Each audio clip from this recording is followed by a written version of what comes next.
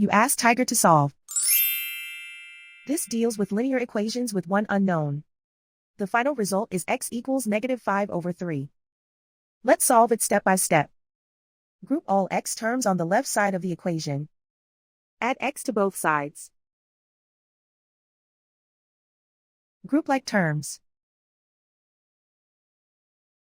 Simplify the arithmetic.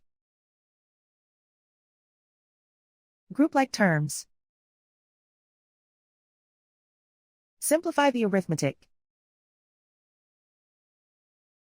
Group all constants on the right side of the equation.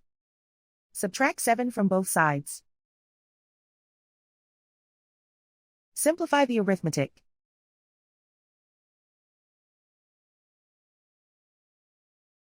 Isolate the x. Divide both sides by 3. Simplify the fraction.